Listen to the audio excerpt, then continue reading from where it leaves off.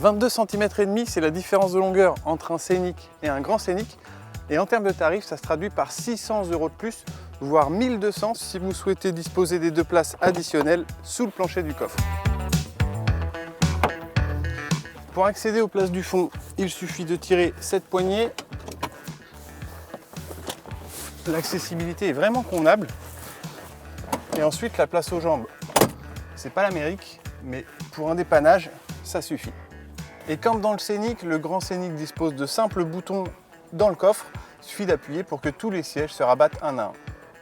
Dernier détail avant de prendre la route, la garde au sol a été rehaussée de 4 cm par rapport à la précédente génération de Scénic pour atteindre donc 17 cm. Et ça, c'est dû à la taille des roues du 20 pouces, vous le savez, fourni en série sur le Scénic. Allez, en route!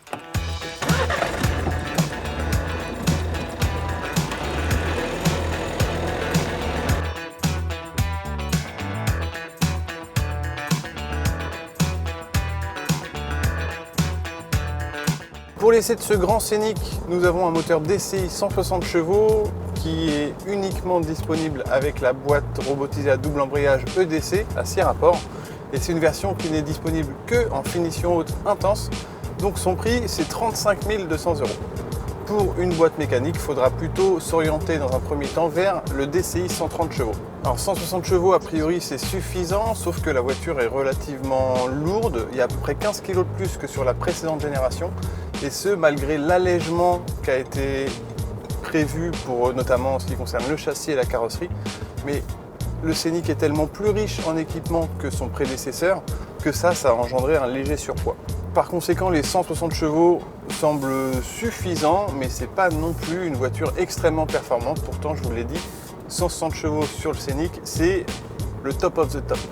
La base technique qui sert au Scénic, c'est la même que sur le Renault Espace, qui pourtant lui est plus long d'environ 20 cm. C'est une base aussi qui sert au Nissan Qashqai ou à la Renault Mégane, mais l'empattement entre le Scénic et le grand Scénic passe de 2,73 m à 2,80 m. Ça permet de grappiller quelques centimètres en espace aux jambes, notamment pour ceux qui sont les moins bien lotis, à savoir tout au fond de la voiture sur les sièges escamotables. C'est sans doute dû au poids du moteur diesel, mais aussi à l'empattement allongé. Cette version grand Scénic paraît un petit peu moins dynamique que le Scénic classique, on va l'appeler le court. Mais globalement, c'est une voiture vraiment agréable à conduire et plutôt confortable, même si, exactement comme pour le Scénic, les jantes de 20 pouces qui composent avec une suspension qui, dans un premier temps, paraît assez moelleuse. Bref, les jantes engendrent quand même des trépidations régulières, voire constantes, et ça, c'est peut-être pas aussi bien que sur la précédente génération de Scénic.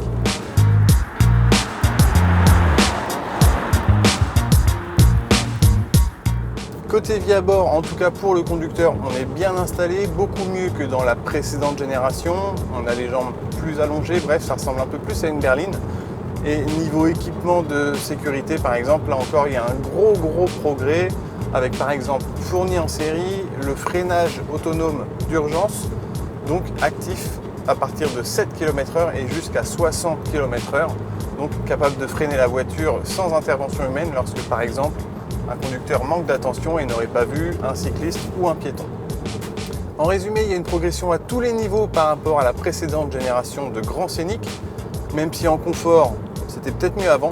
Pour tout le reste, et en particulier pour le style, il y a une telle évolution que c'est presque une révolution dans l'univers des monospaces compacts. Le Citroën Picasso peut trembler. A bientôt pour de nouveaux essais sur le site auto-moto.com et n'hésitez pas à nous suivre sur nos pages Facebook, YouTube ou Dailymotion. Salut!